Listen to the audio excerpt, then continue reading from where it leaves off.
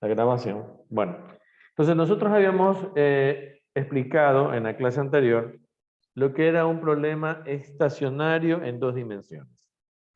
Entonces, habíamos indicado que esto de estacionario lo que significa es que usted está en un estado en el cual ya no hay cambios respecto al tiempo. Es decir, se alcanzó una temperatura determinada, en este caso que es una ecuación de calor, se alcanzó una temperatura determinada y esa temperatura se mantiene ya fija en el objeto. ¿Ok? Entonces ya se mantiene fija en el objeto. Y ya no cambia respecto al tiempo. Así que si usted se pone en un punto, en este caso habíamos hecho la mención de que nuestro análisis iba hacia una lámina. Entonces yo me pongo en un punto de la lámina, ese punto mantiene la temperatura ya a lo largo del tiempo, ya no cambia. ¿Ok? Eso es lo que llamamos un estado estacionario. Entonces, por ese motivo, en el análisis que habíamos mostrado, en este primer análisis que habíamos mostrado, hablamos de que la derivada respecto al tiempo es cero. Es decir, ya no tenemos variación respecto al tiempo. Esa es la idea de un estado estacionario. Ya no tenemos variación respecto al tiempo. De hecho, si usted compara, esta es la ecuación de calor. Esta es la ecuación de calor, la que tenemos aquí arriba, en dos dimensiones. Pero como esto vale cero, ya no hay variación. Esto vale cero. Entonces, ¿qué me va a quedar? C cuadrado por esto igual a cero. El C cuadrado es una constante, la mando a dividir y ¿qué es lo que me queda? Me queda solamente esto. Esto igual a cero. Esta expresión es lo que se conoce con el nombre de laplaciano. En este caso es un laplaciano en dos dimensiones. Si yo tuviera tres dimensiones, entonces yo tendría que aumentar la derivada respecto a U, por ejemplo, respecto a Z. Si decimos que las dimensiones son X, Y y Z, entonces en tres dimensiones yo tendría que aquí añadir la derivada respecto a Z. Entonces, este triangulito con el 2, este triangulito con el 2, es lo que llamamos el laplaciano. ¿Ok? Que representa las segundas derivadas de la variable respecto a las variables independientes. En este caso, como estamos suponiendo solo dos dimensiones, entonces las variables independientes son X y Y. Si yo supusiese tres dimensiones, entonces yo tuviera aquí X, Y y otro término más con Z. Y así sucesivamente, yo podría tener de 4 dimensiones, 5 dimensiones, etcétera, etcétera, ¿no? Obviamente, desde el punto de vista práctico, si bien académicamente o teóricamente se puede definir 4 dimensiones, 5 dimensiones, 10 dimensiones, n dimensiones, el problema es que eso no lo puedo interpretar, pues, ¿no? Porque imagínense, nosotros entendemos una dimensión, entendemos dos dimensiones, entendemos tres dimensiones, pero ya no podemos entender cuatro dimensiones. No, nuestro cerebro no entiende cuatro dimensiones. Bueno, peor cinco, peor seis, pues, ¿no? No entiende esas dimensiones. Para nosotros eso no hay manera ni siquiera de imaginarlo. Porque si usted se pone a pensar, trata de imaginar cómo sería la cuarta dimensión. No, nuestro cerebro no puede asociar eso. No puede asociar con nada conocido esa situación de cuatro dimensiones. Y siempre nos vamos a quedar en las tres dimensiones. Entonces nosotros no podemos asociar esa situación. Por lo tanto, es poco práctico porque no puedo llevar algo de la realidad no la puedo llevar a cuatro dimensiones. De la realidad que conocemos, ¿no? Es decir, la realidad que conocemos es esta, la que tenemos a nuestro alrededor, donde lo que observamos siempre son tres dimensiones o dos dimensiones. Usted ve una pared, la pared, ¿qué es lo que le está mostrando? Dos dimensiones. Usted ve hacia el patio y ve la extensión o al ver al frente de la calle, ve la extensión, lo que usted ve es tres dimensiones. Entonces, eso podemos entender, pero cuatro dimensiones ya no podemos. Nuestro cerebro no nos permite entender eso. Entonces, si bien uno teóricamente podría aquí colocar cuatro dimensiones, cinco dimensiones, lo que fuera, pues obviamente no podemos eso llevar a la práctica. O sea, a la práctica puedo llevar dos dimensiones, puedo llevar tres dimensiones. Eso puedo llevar a la práctica. En este caso, nosotros vamos a trabajar en 2 dimensiones. ¿Ok? Habíamos también presentado esta clasificación en términos de las características del problema con el que íbamos a trabajar, ¿no? Entonces, decíamos que si mi problema tiene los bordes o las fronteras, como usted le quiera decir, ¿no? El contorno, como usted le quiera decir, definido con valores determinados, constantes o a través de una función, decíamos que esto era lo que llamábamos un problema tipo Dirichlet. Si mi problema en la frontera, en ese contorno, tiene definidas las derivadas. Recuerde que las derivadas es un gradiente, ¿no? Si ya visto un poco vectorialmente o con dirección, eso es un gradiente. Entonces, si esa derivada es normal, si ese gradiente es normal a la frontera, ¿ok? A la frontera, normal a la frontera. Entonces, ese vector sale perpendicular a la frontera y esa es la información que me dan. Entonces digo que es un problema de tipo Newman. ¿Ok? Si el problema viene mezclado, información definida y vienen derivadas, es decir, que vienen mezcladas las dos cosas en el ejercicio, entonces hablamos que tenemos un problema tipo Robin o mixto. Eso significa que hay fronteras que vienen definidas con un valor determinado y hay otra frontera que tiene dada o viene dada por medio de esta derivada normal. ¿Ok? Entonces, esos 3 tipos de problemas son los que uno puede encontrar en esta situación. Nosotros vamos a explicar esta primera parte con un problema tal como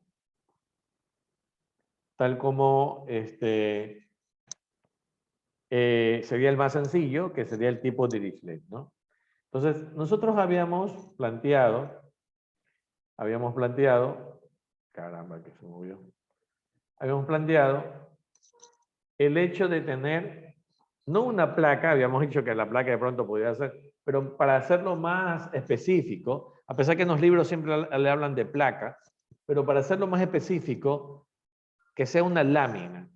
¿Y por qué una lámina? Porque una lámina, obviamente usted puede tener una lámina rectangular, pero la lámina implica que tiene un espesor muy pequeño. Como tiene un espesor muy pequeño, entonces podemos, si comparamos, digamos, a lo que será la altura o el largo o el ancho de esta placa o esta lámina rectangular, obviamente la dimensión que vendría de ser dada por el espesor sería muy pequeñita en una lámina, pues no. Una lámina podría tener 1 milímetro o 2 milímetros, mientras que esta distancia podría ser 10 centímetros, 20 centímetros, es decir, que son 100 veces más grandes, pues, ¿no? Entonces, la idea para no tener esta característica volumétrica, es que nosotros tengamos una lámina. Entonces, una lámina yo ya la puedo ver solo en 2 dimensiones, porque la tercera dimensión, que sería el espesor, sería tan pequeñito respecto a las otras 2 dimensiones que la puedo desestimar. Si yo coloco una placa podría tener el ancho de un dedo, pues no, por ejemplo, y ya no sería tan despreciable. Yo podría suponer que ya ahí tengo 3 dimensiones, ¿ok? En cambio, en una lámina, pues difícilmente ahí puedo decir que hay una tercera dimensión por la pequeña cantidad de longitud que tendría la lámina, ¿no? Entonces, para referirnos a este problema, sería como que más conveniente pensar en una lámina, para llevarlo nosotros a esta teoría o estas cuestiones teóricas, llevarlas a un aspecto práctico, pues lo mejor que podríamos pensar es que esto es una lámina. ¿Ok? Bien, entonces, habíamos mostrado que este primer problema que íbamos a plantear es un problema tipo Dirichlet. Como usted puede observar, conocemos los valores en los bordes o fronteras o contorno de esta placa, ¿no? Aquí nos dicen que vale 0, aquí nos dicen que vale 0, aquí nos dicen que vale 0. Y este último borde viene dada por una función f de x. ¿Ok? Es decir que sabiendo la función, yo puedo saber cuánto tiene este punto, cuánto tiene este punto, cuánto tiene este punto, cuánto tiene este punto. Lo único que me están diciendo es, no es constante como en este borde, sino que depende de lo que sea la función. Entonces, dependiendo del valor que toma la función, es el valor que tiene este borde. Pero como usted puede observar, es un valor determinado.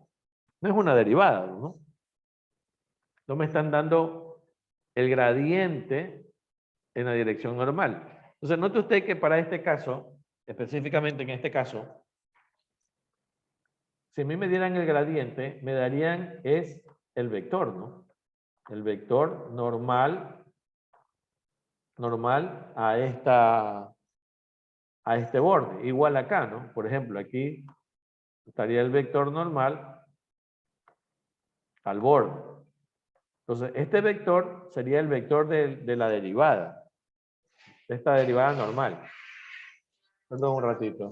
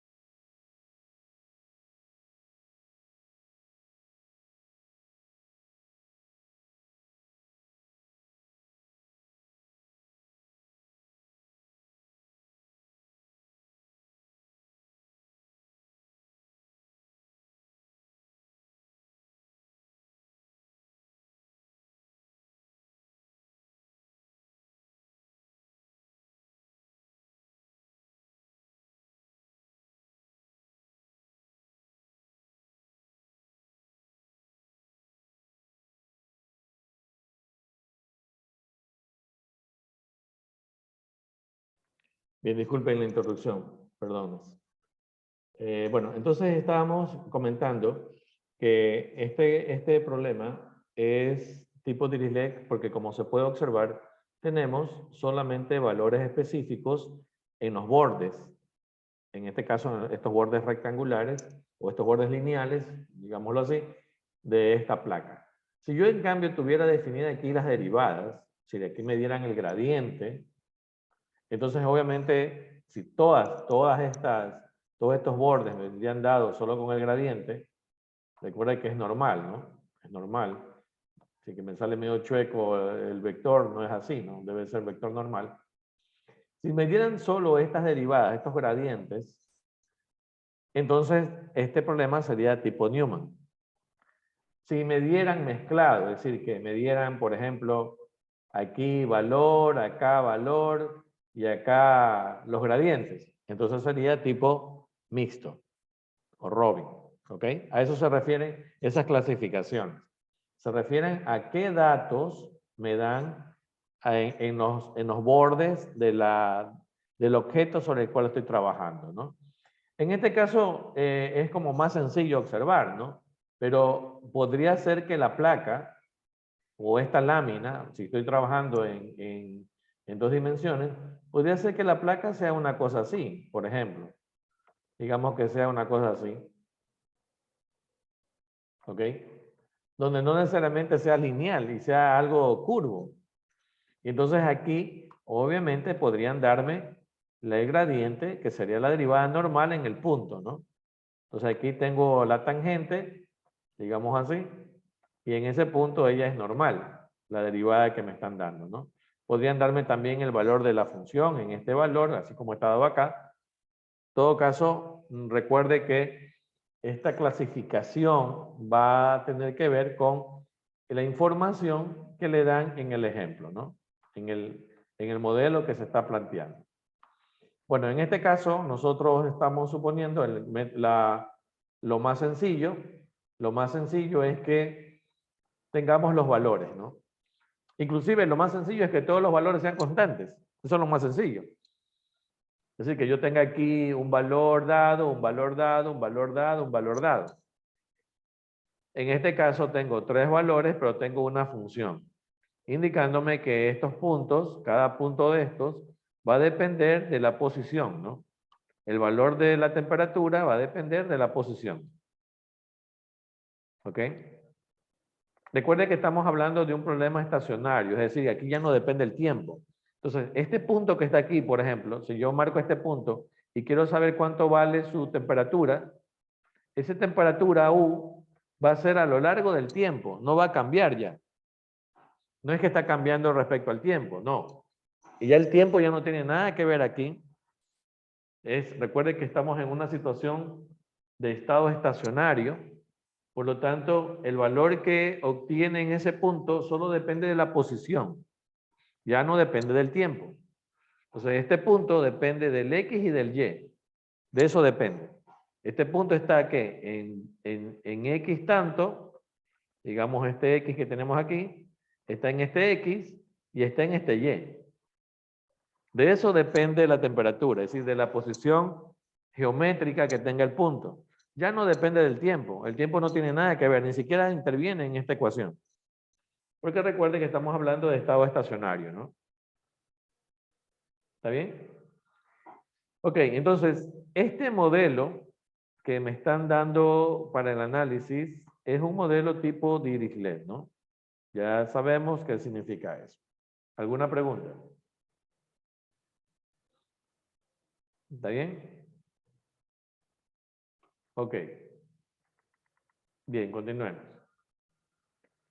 Entonces, bien, entonces, note usted que estas características geométricas que aparecen en la gráfica están dadas aquí de manera matemática, ¿no? Entonces, U de 0Y, aquí está X0 y todo esto es Y, ¿no? Todo esto es Y.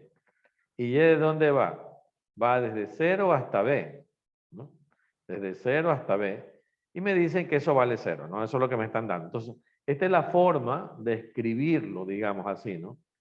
Esta condición que tengo puesta aquí es esta forma la que tengo que, de la manera escrita, de manera formal escrita, ¿no?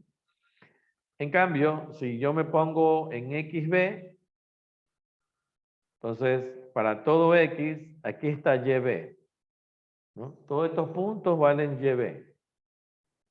Todos estos puntos, ¿no? Todos estos puntos es donde vale Y igual a B. Entonces, cada punto de estos, aquí hay un X, ¿no? Hay un X. Para este X, la temperatura va a valer dependiendo de lo que valga esta función, ¿no? Esta función. ¿Está bien? ¿Y de dónde a dónde va a valer esto? Obviamente desde X igual a 0 hasta A. Que serían, note usted que el valor de A y el valor de B son las dimensiones de la lámina. ¿Ok? Son las dimensiones de la lámina. La lámina es de longitud A y digamos altura B. ¿Está bien? ¿Se entiende? Ok, bien. Entonces, a partir de este problema, otra vez, ya hemos dicho que la forma de resolver es a partir de aplicar la separación de variables. ¿Ok? La separación de variables. Entonces, ahora mi función, que es la solución, debe ser un producto de dos funciones. Recuerde que ahorita cada punto depende del X y del Y.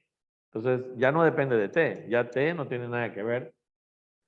Entonces, como usted puede observar, entonces mi solución, el supuesto es que es igual al producto de dos funciones.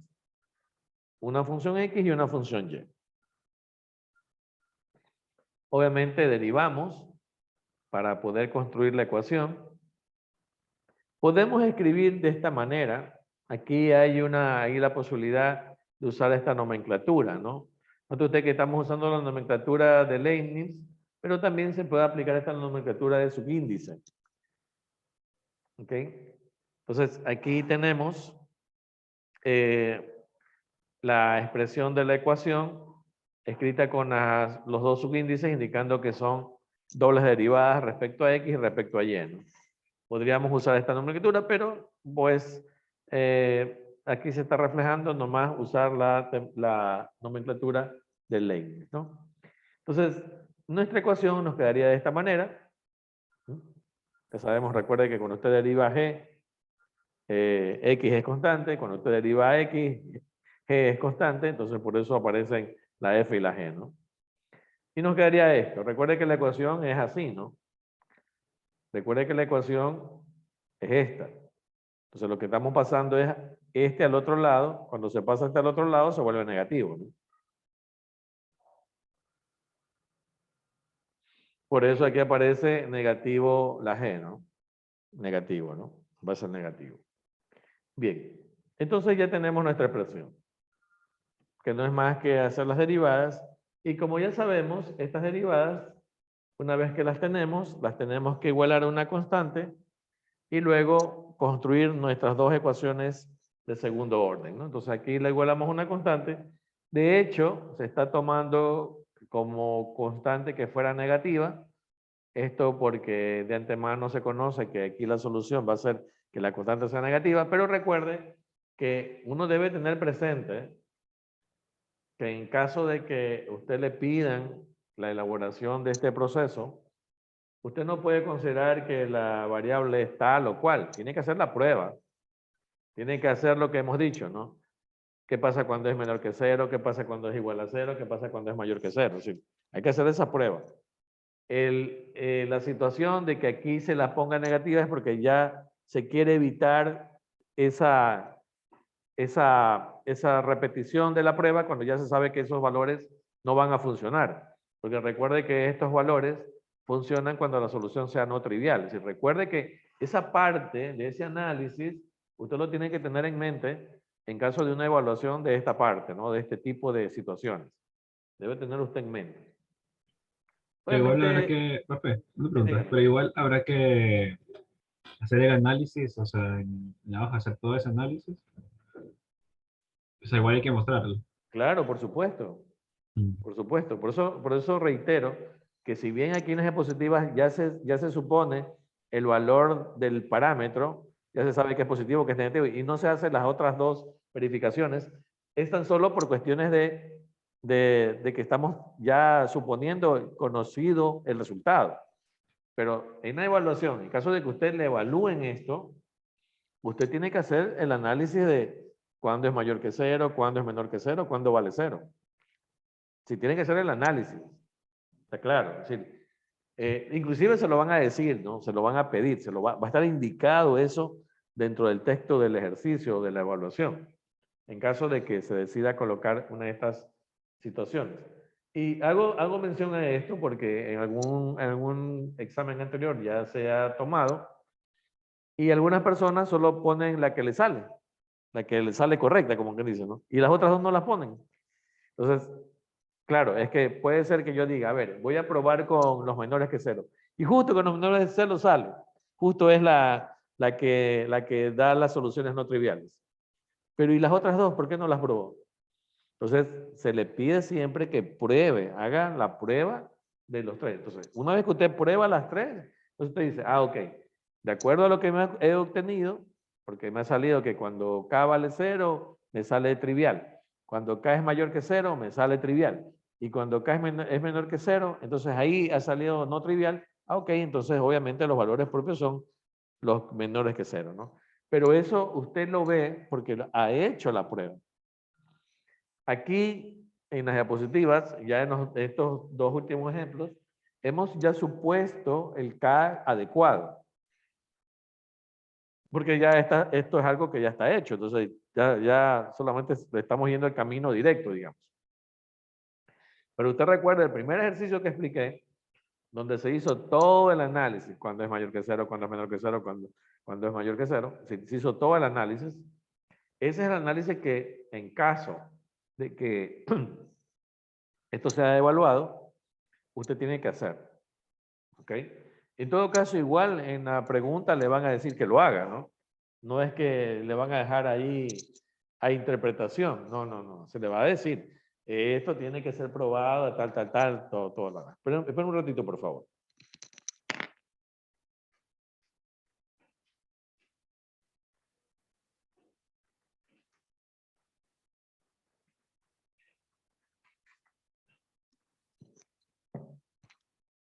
Ok. Bien, entonces, eso debe quedar claro, ¿no? Debe quedar claro. Igual, repito, en el texto del ejercicio, seguramente se le va a indicar. No es que esto va a quedar como que dice al supuesto de cada persona, no, no. Se va a indicar que usted tiene que hacer ese análisis, ¿no? Así le salga en el primero, es decir, como usted va a tener tres valores, puede ser que a usted le salga en el primero ya la no trivial. No significa que con eso usted tiene que decir, ya hice la no trivial, ya no hago el resto. No, no. Tiene que hacer todo el análisis. ¿Está claro? Se los comento porque ya alguna vez se evaluó eso y obviamente algunas personas, como usted comienza con algún valor, ¿no? De pronto dice, bueno, voy a comenzar con los menores que cero. Y justo los menores que cero son los que dan la solución no trivial. Y ya no continúa el resto. Entonces, eso normalmente no está bien, no digo que está mal, pero se le pide a usted que haga el análisis completo. Es decir, que haga el análisis cuando es menor que cero, cuando es igual a cero, cuando es mayor que cero. Si ese análisis completo es el que se le evalúa. ¿Ok? Entonces, en caso de que eso ocurra, obviamente va a estar descrito en el ejercicio, pero de todas maneras se lo comento porque, como, perdón, como ya ha pasado,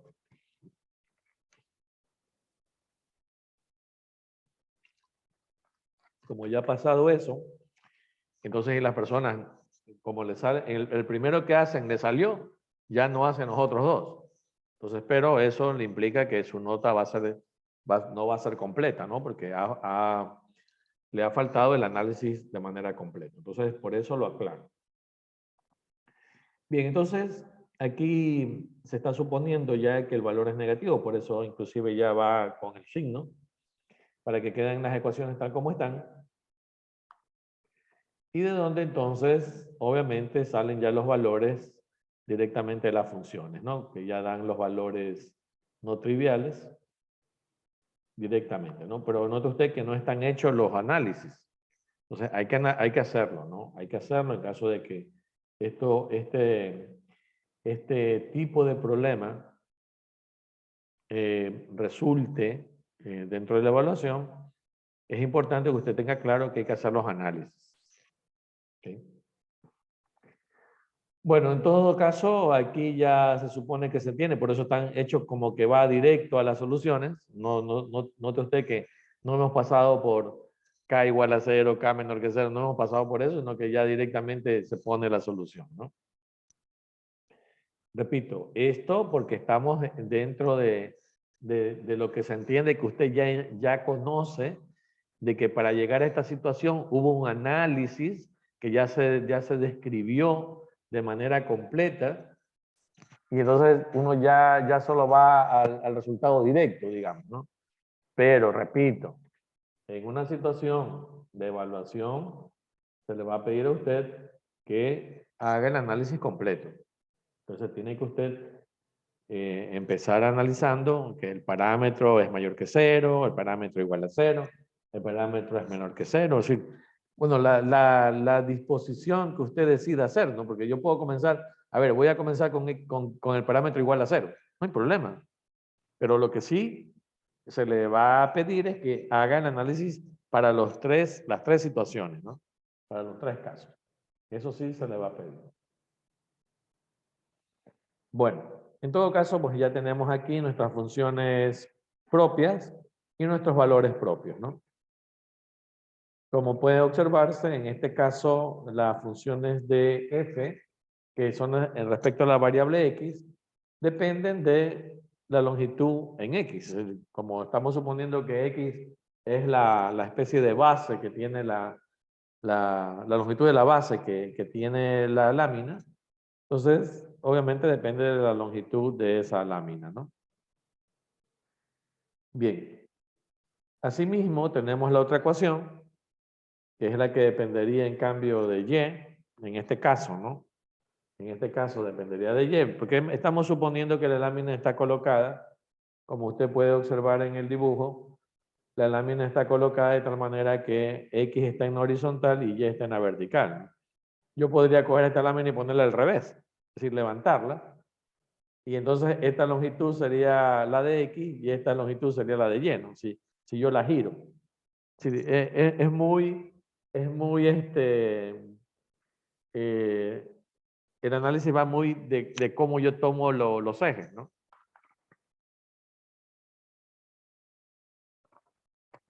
Normalmente lo tomamos así, ¿no? Como que asentada la figura, pero no necesariamente no es obligatorio que sea así. No es obligatorio que sea rectangular. Estamos haciendo el caso más sencillo, que sea rectangular. Es el caso más sencillo, porque por eso dije hace un instante, usted podría tener una lámina que sea así, un cuarto de círculo, por ejemplo. Puede tener una lámina así. Obviamente aquí va a ser más complejo, ¿ok? Va a ser más complejo. Pero usted puede tener una lámina de cualquier tipo de forma, ¿no? Ahorita estamos haciendo un caso. Este es un caso. Es un ejemplo de cómo podría ser. Ahora, la lámina podría ser un pentágono, podría ser una estrella. La lámina podría ser como sea. Obviamente, cada vez que usted hace una figura más complicada, va a tener más complicaciones en el análisis, ¿no? Entonces, una rectangular es la más sencilla, ¿no? Ahora, el lago cuadrada es más sencilla todavía, ¿no? En todo caso, recuerde que la lámina podría ser, inclusive la lámina podría ser una cosa irregular, ¿no? Por ejemplo, una cosa así, no sé, una cosa así, qué sé yo, una cosa irregular, ¿no? Obviamente sería más complicado eso, ¿no? Si no, las láminas pueden ser como sean. Lo que pasa es que el análisis que se hace en esas láminas se vuelve más complicado cada vez. Si la lámina tiene unas formas irregulares, ¿no? El rectángulo es una de las figuras más regulares que existen, ¿no? Por eso es una de las que se explica las cosas, porque son las más regulares. Pero las láminas podrían ser como sean. No tienen ninguna obligación que sea de un tipo en particular. Este es un ejemplo. Este es un ejemplo. Obviamente, un ejemplo sencillo. Porque primero, tengo una figura que es regular y segundo, que tengo condiciones ya fijas, ya dadas, como usted puede ver, ¿no? Que es ok, Señor Jesús. Es como que dice los casos más fáciles de analizar. Pues, si se quiere complicar el modelo y posiblemente trabajar solo con soluciones que no son analíticas, sino que tendrían que ser numéricas, yo podría poner láminas medias raras ahí, todas que tengan curva, que tengan partes lineales, pero que sea no sea una figura regular, ¿no? Entonces, ¿qué es lo que hago? Complicarme la vida, pues no, al hacer eso, ¿no? Pero obviamente se puede hacer. Lo que estamos mostrando son ejemplos de cómo trabajar estas situaciones que son las más sencillas, nada más. Eso es lo que usted debe tener en mente, ¿no? Bueno, entonces, como decíamos, en este caso la función f, que es la que depende de x, tiene esta solución. La función y, que es la función g, perdón, que es la que depende en cambio de la longitud y, tenemos aquí nuestra ecuación. Obviamente pasamos por el mismo análisis, ¿no? Suponemos que este parámetro, que lo podemos llamar en este caso,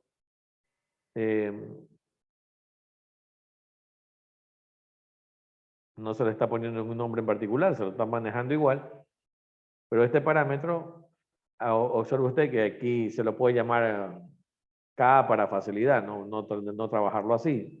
Ya se encuentra los valores que ha obtenido y tiene estos valores y tendríamos la solución. Ahora, en este caso, que tengo estas diferencias de exponenciales, yo podría trabajar así como está, ¿no? Esta diferencia de exponenciales. Pero el autor del texto, hace uso del hecho de que esta diferencia de exponenciales se la puede representar como un seno hiperbólico. Recuerde la definición de seno hiperbólico. Entonces, lo ha trabajado con seno hiperbólico. ¿Podría yo trabajar con las exponenciales? Sí, por supuesto. Se puede trabajar. Pero aquí están haciendo el uso de esta definición, más que todo para escribir la expresión un poco más compacta, ¿no? Pero eso no interfiere en el hecho de que si usted quisiera trabajar con exponencial, pues trabaja con exponencial, ¿no?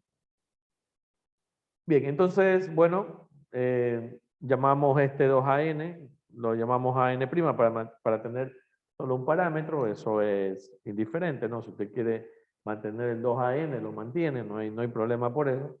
Bueno, en todo caso aquí se le está cambiando para decir que este es un solo parámetro, ¿no? Una sola constante, perdón. Una sola constante. Entonces, aquí tenemos la solución de u, que como usted ya conoce, es el producto de las dos funciones. Entonces, ¿qué función hemos obtenido? Una función es la seno de n pi a x y la otra función es la seno de n pi y a, ¿no? ¿Está bien? Tenemos las dos soluciones. Sería el producto, que como usted conoce ya es el producto.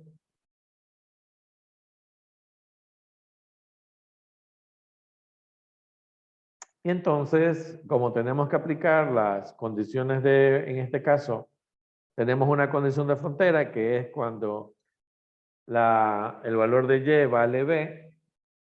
Ahí tenemos la condición de frontera. Recuerden que estas soluciones siempre se presentan o se las asocia con la serie de Fourier. Entonces, cuando x vale b, f de x valdría esto, ¿no? Entonces, note usted que aquí tenemos el término de Fourier y todo esto sería el coeficiente. Todo esto sería el coeficiente. Y esto es igual a f de x, ¿no? Esto es igual a f de x. Por lo tanto, entonces, este coeficiente sería igual a esta expresión multiplicada por este término que nos queda adicional, ¿no? Nos queda adicional. Este término que nos queda adicional. Es decir, SBN, ese coeficiente de la serie de Fourier, sería todo esto, pero recuerde que eso a su vez es igual a, por serie de Fourier, es igual a f de x por el seno de n pi x sobre a. Entonces lo que se está haciendo es separando este valor de a sub n, entonces todo este número pasa a dividir, que es lo que está acá abajo, ¿no? Entonces se lo expresa de esta manera. Entonces la solución queda expresada así como está aquí. como está aquí, ¿no? Esta es la forma que queda expresada la solución. Mi función u de xy, que queda igual a esto, siendo a sub n asterisco este resultado que tenemos acá abajo. ¿Ok? Ahora, recuerde que lo que usted está construyendo es un modelo. Es decir, usted tiene su modelo y está resolviendo ese modelo. Por lo tanto, este resultado que yo tengo aquí, que he encontrado aquí, corresponde ¿a quién? Corresponde a una placa,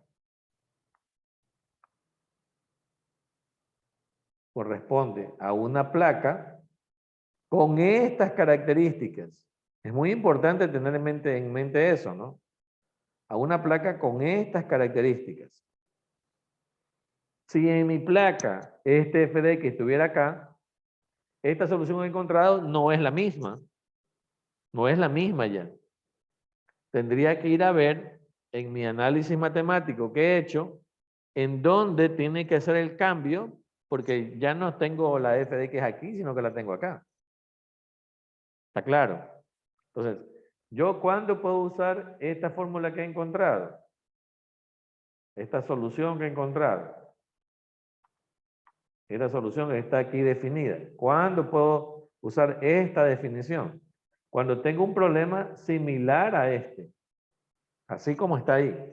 Similar. ¿Está bien? Si yo tuviera la f de x acá, pues esta solución no me sirve. Esta solución no me sirve. Porque esta solución, ¿dónde tiene la f de x? La tiene arriba. Entonces ya las ecuaciones van a variar. No es que van a ser una variación que va a quedar completamente diferente, pero obviamente va a variar. Porque mi supuesto de la función no está en el lugar en donde he hallado esta solución. ¿Está claro eso? Entonces, usted debe tener claro que todos los modelos que se están mostrando en la diapositiva, que se han desarrollado, tienen unas condiciones particulares. Entonces, para ese modelo yo puedo aplicar esta solución. Porque de ahí salió. Si yo tengo una variante en mi modelo original, yo no puedo decir que esa es la solución que sirve para ese modelo. Siempre y cuando sea algo así, ¿no? Porque, por ejemplo, en este caso, ¿qué es lo que puede variar? Puede variar la f de x. Ella puede variar. Porque está definida como f de x. Entonces, si yo trabajo una f de x que sea, por ejemplo, por decir algo, x cuadrado, y luego quiero trabajar con una fx que sea e a la x. Ah, claro, no hay problema porque todo lo que tengo que cambiar es donde está f de x poner lo que yo necesito, ¿no? Entonces, aquí tengo, ¿dónde está la f de x? Ah, está aquí. Entonces, aquí tengo que cambiar. Pero si yo ya ubico en otro lugar a la f de x, ya no me sirve esta solución, ¿no? Ya no me sirve. ¿Está claro? ¿Sí se entiende eso que estamos explicando? Entonces, muy importante observar la solución que tengo, con qué modelo es que he resuelto eso. ¿Sí? No todas las soluciones van a estar aplicadas a cualquier modelo, ¿no? No porque sea rectangular la placa, ya esta es la solución para todas las rectangulares. Note usted en dónde está definida la f de x. Si yo la muevo, aquí va a haber un cambio.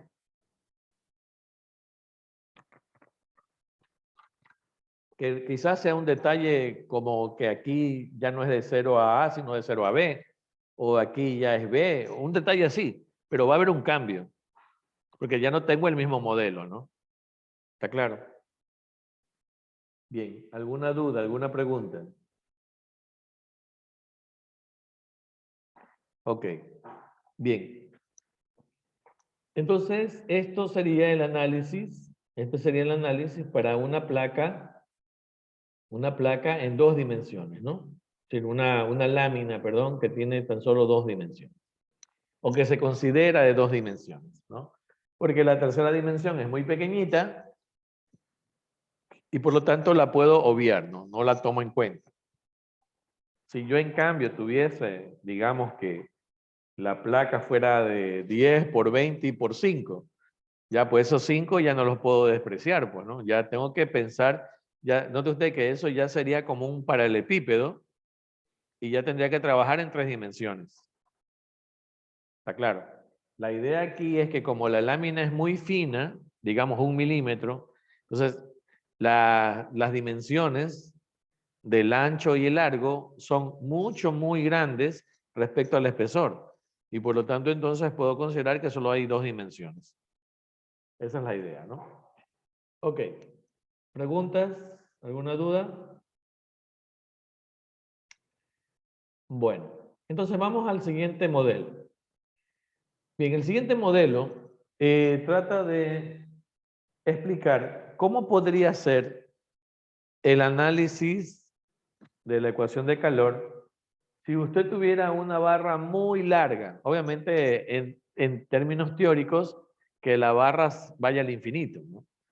En términos prácticos, podría ser, por ejemplo, un alambre que, por decir algo, sea de una sección de 1 milímetro cuadrado o de 1 centímetro cuadrado, pero en cambio de longitud que sea, por decir algo, 50 metros, por decir.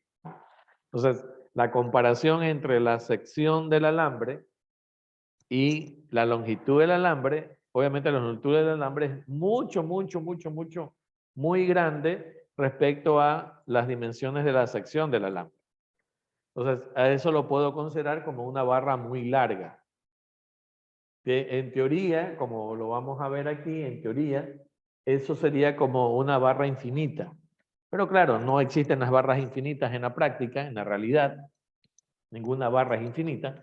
Pero sí puedo considerar que este análisis puede ser aplicado a una barra, repito, o un alambre, cuya longitud sea muy grande respecto a las dimensiones de la sección del alambre, ¿no? Entonces, obviamente un alambre podría tener de sección, qué sé yo, medio centímetro al cuadrado, una sección de un alambre. Pero yo podría tener 100 metros de ese alambre, por ejemplo, ¿no? Entonces, la longitud del alambre respecto a la longitud de la sección, es decir, ya sea el diámetro, el radio que yo mida, esa sección va a tener unas longitudes muy chiquititas respecto a la longitud que tiene el alambre. Entonces, bajo esa situación, yo podría suponer que tengo un alambre o una barra, bueno, aquí dice aquí barra, pero más bien sería como una especie de alambre, que tiene una dimensión muy larga, ¿no? ¿Ok? Entonces, ¿cuál es la idea de esto? Porque la idea de esto es que vamos a suponer introducir tanto lo que es la integral de Fourier como la transformada de Fourier. Entonces, a este tipo de modelo. Bien, entonces, partimos de la ecuación de calor en una dimensión. Note usted que esto es la ecuación de calor en una dimensión. Note usted que tenemos como variable el tiempo, significa que los puntos de esta barra van a ir variando respecto al tiempo, ¿no? Esto es diferente de lo que vimos anteriormente. Recuerde que anteriormente estamos hablando de un estado estacionario, es decir que las temperaturas se quedan ahí fijas, ya no cambian.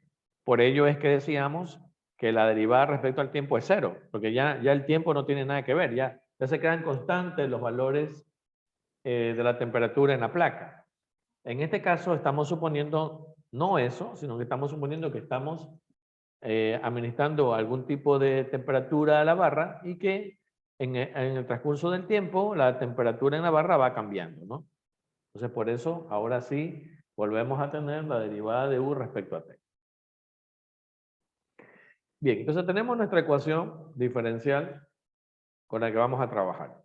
Como estamos suponiendo que es muy larga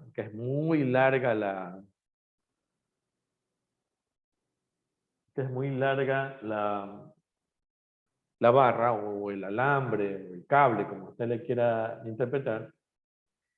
Entonces, estamos teóricamente diciendo que se extiende al infinito, es decir, que la barra se va al menos infinito y se va al más infinito, teóricamente, ¿no? Sabemos que en la práctica no puede ocurrir eso, no puede haber un objeto que sea infinito, no puede haber. Pero desde el punto de vista teórico vamos a suponer, ese es el supuesto que vamos a considerar, teniendo en mente que estamos diciendo que la barra tiene una longitud muy, muy grande, ¿no?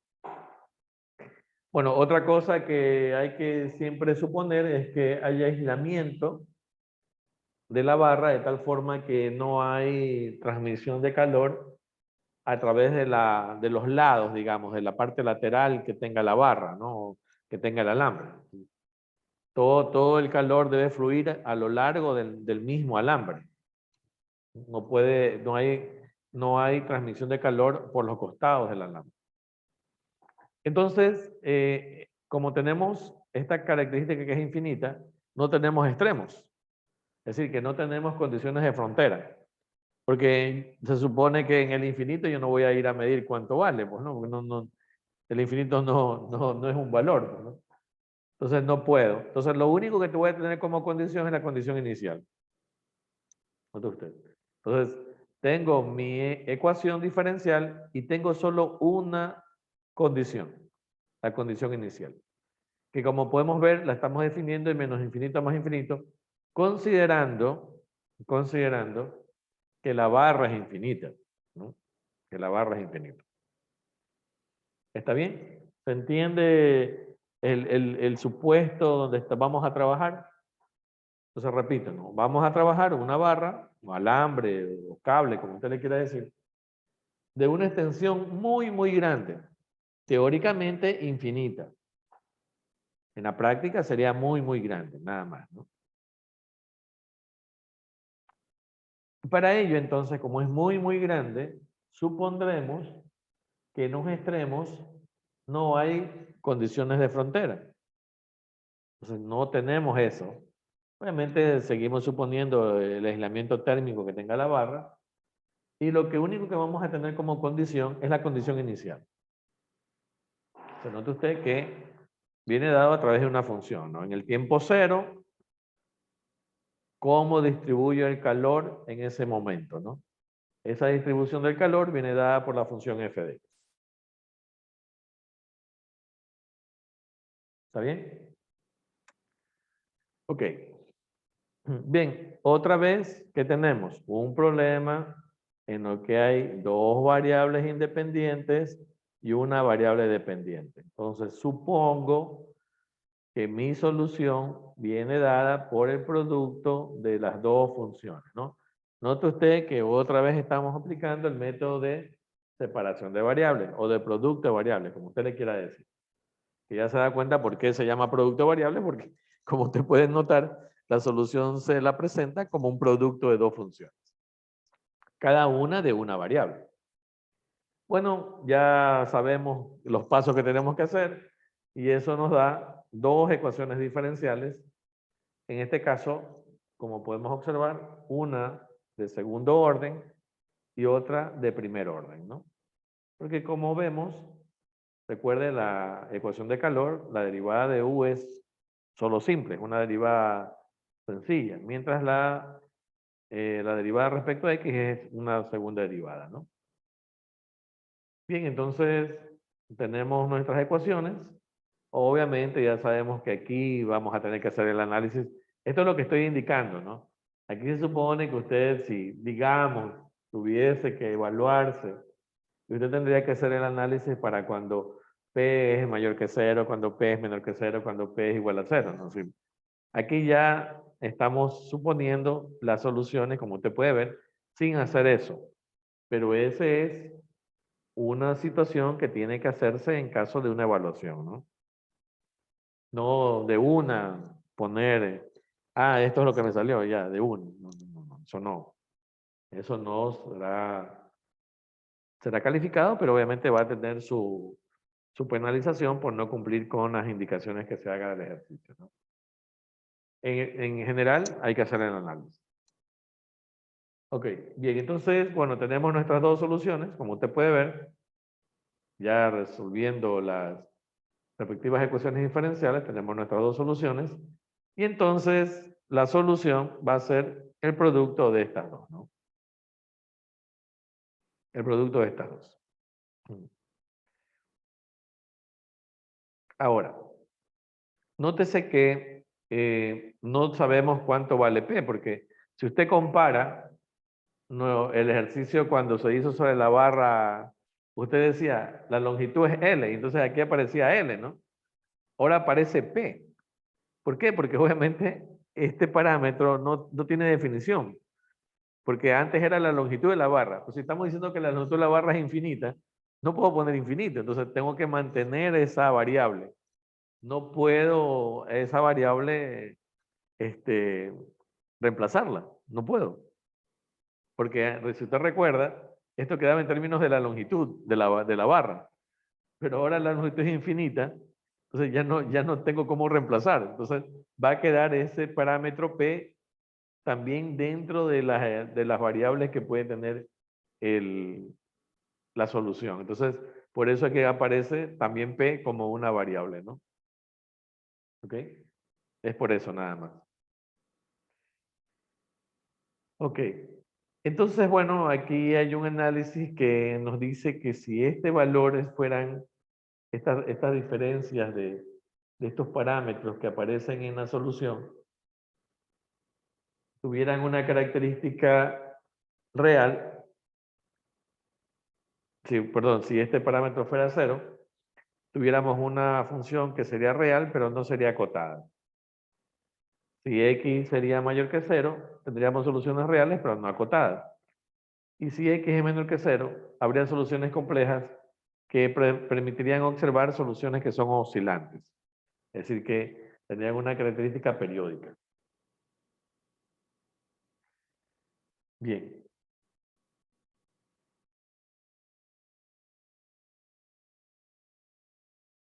Entonces, a partir de esta solución que hemos encontrado, que depende de este P, vamos a determinar cómo podríamos resolver esto. Porque recuerde que esto está la solución, es esta acá. Esta solución se supondría, recuerde que siempre dependen de un n, ¿no? Es decir, dependen de un valor que usted aplica a la serie de Fourier y esos valores son enteros. Pero aquí, como no tenemos esa posibilidad, solamente hemos definido esa P que queda ahí, ¿no? Como ese parámetro adicional que hemos introducido. Entonces, como la condición inicial, f de x, no necesariamente tiene que ser periódica, no necesariamente tiene que ser periódico, puede ser cualquier función. Entonces, podría pensarse en utilizar la integral de Fourier, ¿no? Recuerde que P ya no es un n, ya no es un entero, porque no sabemos, no tenemos la idea de qué cosa es, porque ya no podemos representarlo por esta característica que es infinita. Entonces, la idea es que esa solución, en vez de decir que es una sumatoria, sea una integral. ¿Ok? Sea una integral.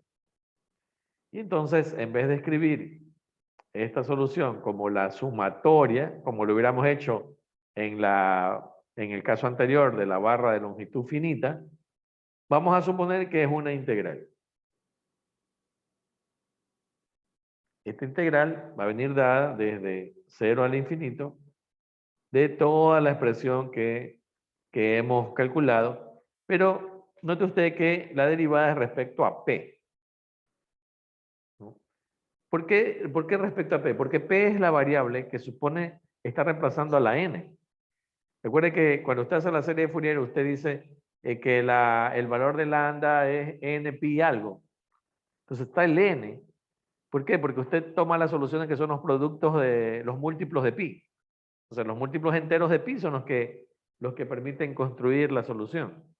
Pero en este caso, no tenemos estos valores, esta condición, no la tenemos, no tenemos esas condiciones de frontera, por lo tanto no conocemos qué es lo que ocurre.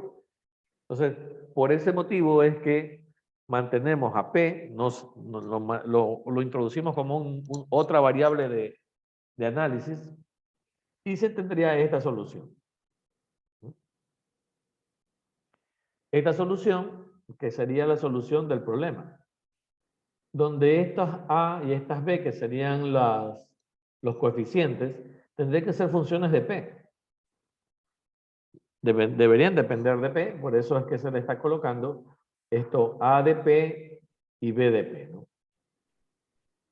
Y esta sería la solución que yo podría construir. Profe, ¿Sí? Díganme. ¿por qué los coeficientes dependerían de P? Porque recuerde que ¿a qué es igual los coeficientes de la serie de Fourier? Los coeficientes de la serie de Fourier son básicamente la integral de algo, pero que depende de n y de l. N, que serían los valores que uno le va dando los valores enteros que van a estar definidos en la sumatoria, y L, que es la longitud que tiene la barra. En este caso, como no tenemos la longitud, porque se entiende que la longitud es infinita, y no tenemos tampoco a N, porque no tenemos esa condición, no tenemos la condición de frontera, no la tenemos. Entonces, P queda como una especie de variable que es real. Entonces, todos los coeficientes van a depender de ese parámetro. Porque ya no dependen ni de n ni de l, ya no dependen de eso. Dependen de ese parámetro P que se ha introducido dentro del análisis. Entonces, es que, recuerde, bueno, tendríamos que, a ver, déjeme ver para que usted lo compare. Aquí tenemos lo de la barra.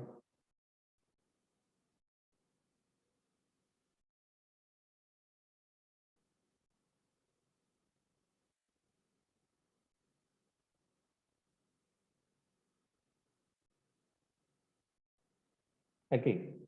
Entonces, ¿usted qué tiene? Mire cuánto vale P.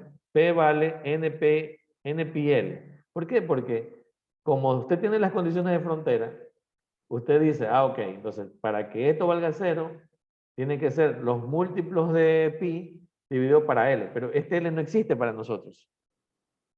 Entonces, este valor no va a depender ya de estos N ni L, porque no existen.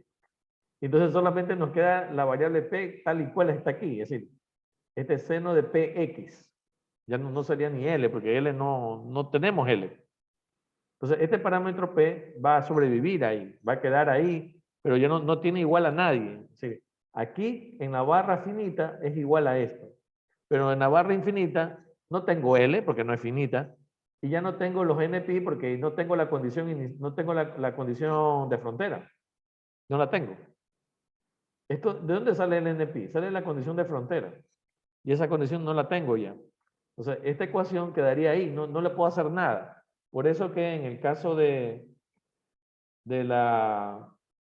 este análisis, esa variable queda ahí, no le puedo hacer nada, no la puedo reducir. Entonces, esos parámetros van a depender de P, nada más. Es decir, sea lo que sea P, van a depender de P. Porque esa P no la puedo reemplazar. No tengo L porque la barra es infinita. Y no puedo decir NPi algo porque no tengo la condición de frontera. Claro. Entonces ya no tengo eso, que es lo que me permitía que en la barra finita yo pueda trabajar y sacar el valor de ese parámetro. Ahora ya no lo tengo. Ya P no tiene, no sabría a qué igualarla porque no tengo ninguna condición que me permita esa igualación. No la tengo. Entonces por eso estos parámetros dependerían, estos coeficientes, perdón, dependerían de esa variable P. Nada más. Para Eso es que lo P único que, desaparezca. claro, es lo único que puedo decir. Como que dice.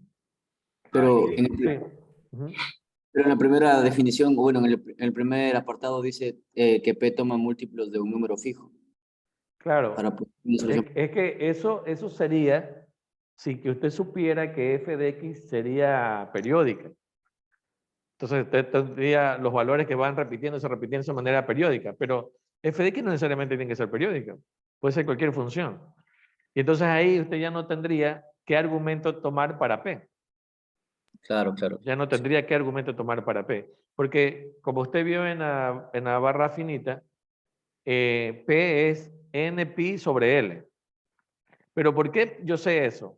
Primero porque tengo una longitud de la barra. En este momento no la tengo. Y además que usted tiene una función senoidal que dice que seno de nl o de pl, perdón, es igual a 0. Entonces, claro, si eso vale 0, entonces yo puedo separar, pero ya no tengo eso porque ya no tengo la L. Entonces yo tengo seno de px igual a 0.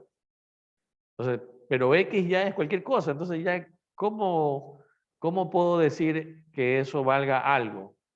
Ya no puedo decir que eso valga, px es igual a quién, solo a npi, podría decir, entonces pues, yo tendría entonces que forzar que la función tenga que ser periódica para que ocurra eso.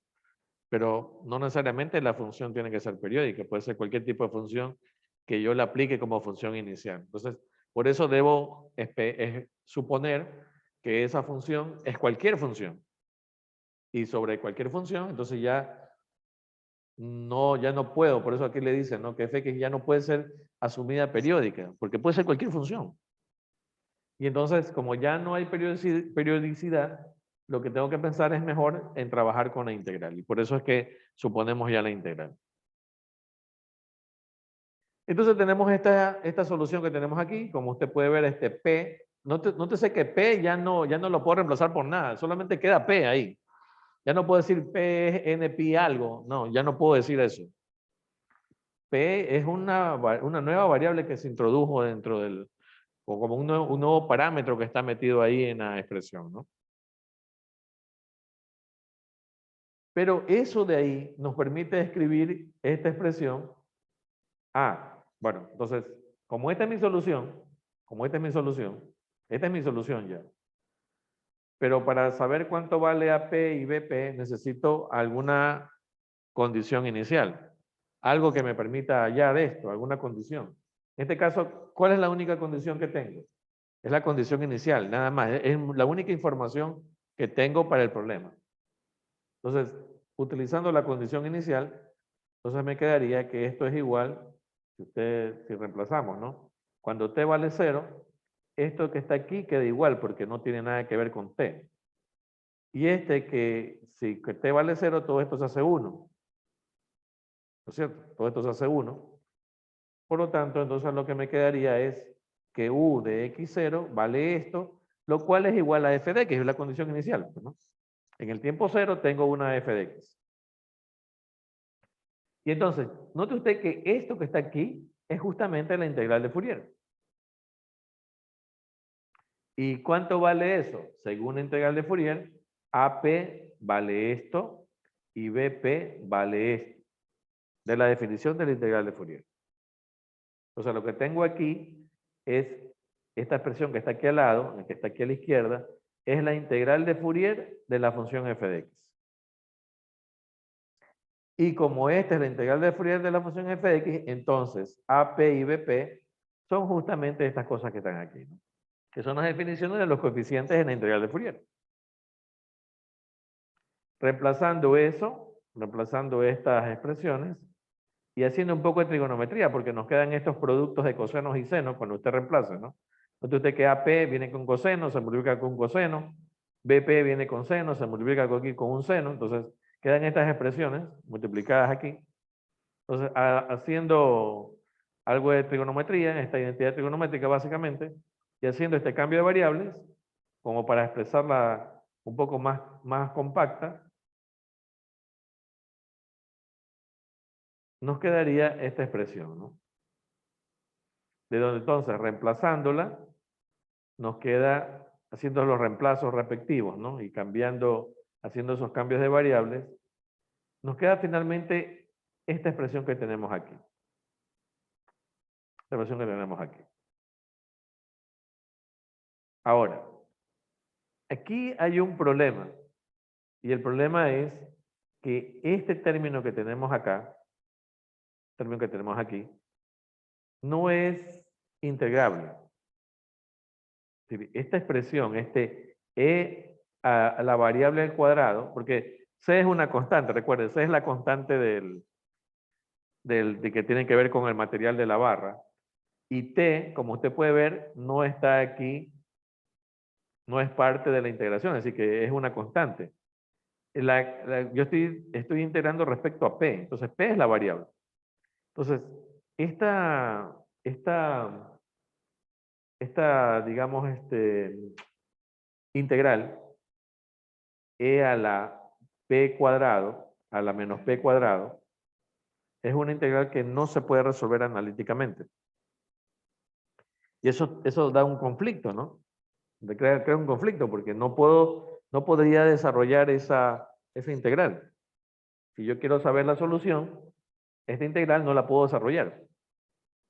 Entonces, lo que hay que hacer es utilizar una definición. Recuerda que habíamos dicho que hay funciones especiales, como esa función integral de seno, ¿no? Que no se pueden integrar, pero que se tabulan. Y entonces, de acuerdo a cierto valor, uno la puede obtener en una tabla, porque numéricamente todas las integrales se pueden resolver numéricamente. El problema es que no todas se pueden resolver analíticamente. Entonces, este e a la menos p cuadrado, que tengo aquí, crea un conflicto en el sentido de que esta integral no se puede resolver analíticamente. Entonces, lo que se ha hecho es trabajar un cambio de variable como para hacerla más compacta y expresarla de esta manera. De esta manera que tenemos aquí. De esta manera es decir, aquí hay dos maneras de poderlo expresar. O esta que está acá arriba, esta que está marcada como 2, o esta que está acá, que está marcada como 3. Donde lo que se ha hecho es hacer este cambio de variable para que aquí no quede este término tan grande, sino que quede así, más pequeño. Pero esta integral es la que da el problema. Esta integral, e a la menos z cuadrado, no es integrable desde el punto de vista analítico. Entonces, si bien esto se puede trabajar, el problema es que para trabajarlo hay que hacerlo numéricamente. Entonces, este resultado, estas integrales de e a la menos z cuadrado, están tabuladas o están presentadas como una función diferente. Ya lo vamos a poner acá, ¿no? Bueno, entonces, note usted que usted puede trabajar esta solución así o así, cualquiera de las dos maneras, ¿no? De aquí a acá solo es este cambio de variable. Aquí estaría ya la forma final, pero en algunas ocasiones no se quiere tener este e a la menos toda esta cosa y se hace el cambio de variable para que le quede e a la menos z cuadrado. Entonces quede como que más compacta la expresión, ¿no? Pero en definitiva, estas dos son las soluciones con las que usted podría trabajar. Bien, entonces, veamos el ejemplo para que se note cómo se aplica esta solución en el modelo, ¿no? Del modelo. Entonces, note usted que tenemos una barra infinita y ¿qué es lo único que tenemos como dato? Tenemos como dato la función de temperatura inicial, que como vemos no necesariamente es periódica, ¿no? En este caso es justamente esta que es, digamos, más sencilla, una forma sencilla de función, ¿no? ¿Ok? Entonces, f de x vale esto. Bien, entonces voy a aplicar la solución. Recuerde que la solución puede ser tomada, mire, aquí está tomada, yo les dije que la solución puede ser tomada como esta 2 o como esta 3, cualquiera de las dos. Son las soluciones del problema de una barra infinita dada la temperatura inicial. ¿Ok? Cualquiera de las dos. Entonces, en este ejemplo, han tomado la expresión 2, recuerden, han tomado esta expresión, la 2, que es una manera de escribir la solución. Se ha tomado esta. Y entonces se aplica, ¿no? Aquí está, nota usted que esta es la solución. Entonces, ¿a qué es igual esto? Note usted que aquí lo único que tengo que reemplazar es la función. Entonces, ¿cuál es la función? La función es esta. De menos 1 a 1, que vale u sub 0. Porque fuera vale 0. Entonces, reemplazo mi f de b, donde existe de menos 1 a 1 y vale u sub 0. Pero u sub 0 es una constante, sale de la integral, ¿no? ¿Está bien? ¿Sí se ve? Que esto es lo que queda. Bien, entonces, note usted que todo esta que ya hemos dicho que esto tiene un problema de que note usted que aquí la b está al cuadrado y va a quedar negativa, ¿no? Entonces, esa integral no se puede resolver. Entonces, ¿qué es lo que se ha hecho? Se ha reemplazado, se ha hecho un cambio de variable para que nos quede así. Aquí se ha hecho un cambio de variable para que quede esto. Es decir, para que nos quede de la manera 3, que nos quede el e a la menos z cuadrada. Recuerde que usted puede usar cualquiera de las dos formas, ¿no?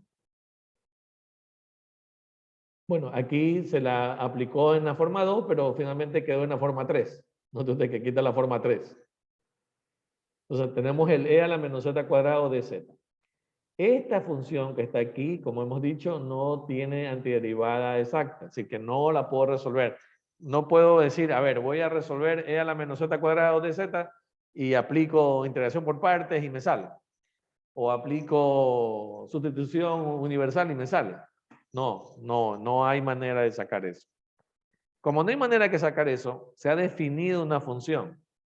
A esta función se le llama ERF, o llamada también función de error. Entonces, esta integral va a ser expresada mediante esta función.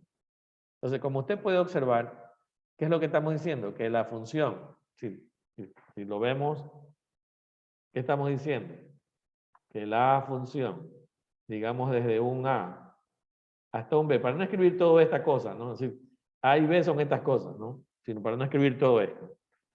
De E a la menos Z cuadrado,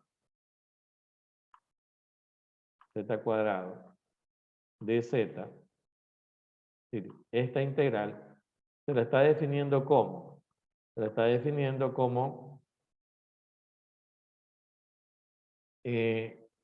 una función llamada ERF. Note usted que es ERF de B, ERF de B, más, sería menos, aquí le he cambiado de signo porque obviamente aquí saca el signo negativo como factor común, ¿no? Sería menos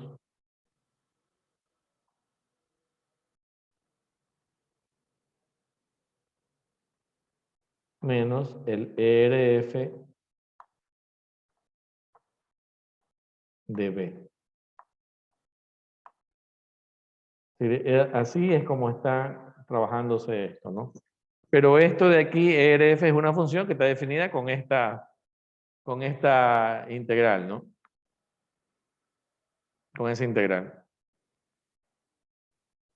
Pero eso sería, ¿no? Si visto así, para aquí reemplazar esto como A, esto como B.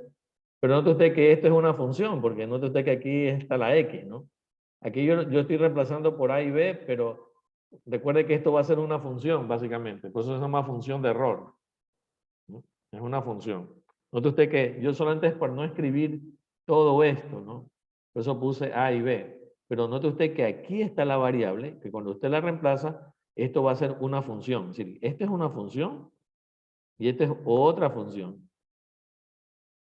¿No? ¿Está bien? Entonces, estas funciones son funciones especiales que están definidas por medio de una integral. Entonces, eso no se puede resolver analíticamente, solo se puede resolver numéricamente. Es decir, numéricamente yo puedo calcular cuánto vale eso, numéricamente. Pero analíticamente no lo puedo calcular. ¿Ok? Bien, entonces, este sería el resultado que se obtendría como solución. Esta sería la solución. ¿Ok? Pero teniendo en mente que estas funciones ERF, son funciones que tendrían que calcularse numéricamente. ¿Está bien? Ahora, veamos gráficamente qué es lo que está sucediendo. Si yo pudiera evaluar eso, ¿no? Si calcular numéricamente esos resultados, yo tendría esto. Mire usted. Vamos a borrar estos gráficos. Entonces, ¿qué es lo que está ocurriendo? En el tiempo cero, la barra está sometida a esta temperatura, ¿no? A este pulso de temperatura. Y entonces, a medida que la barra, a medida que pasa el tiempo, la barra comienza a distribuir sobre ella la temperatura. Entonces, note usted que si en el tiempo 8 esta es la temperatura que tiene la barra, en el tiempo, a medida que pasa el tiempo, ¿a dónde va a ir la temperatura?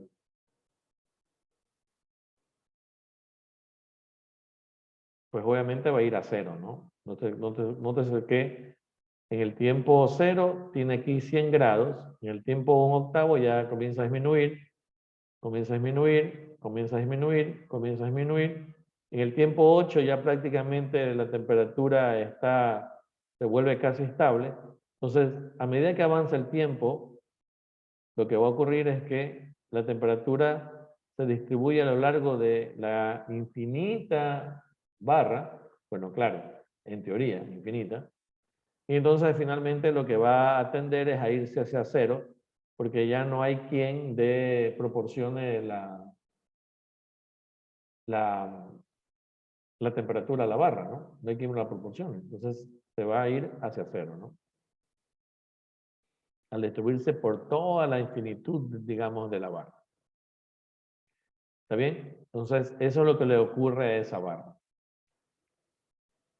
No podemos decir que en el extremo tal tengo algo, porque recuerde que estamos suponiendo que la barra es infinita. ¿Está bien? Ok, bien. Vamos a dejarlo ahí. Vamos a terminarlo ahí, porque ahí aquí viene la parte de la transformada y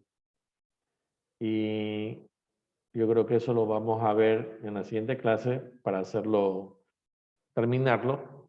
Entonces recuerde que, bueno, vamos a finalizar. Profe,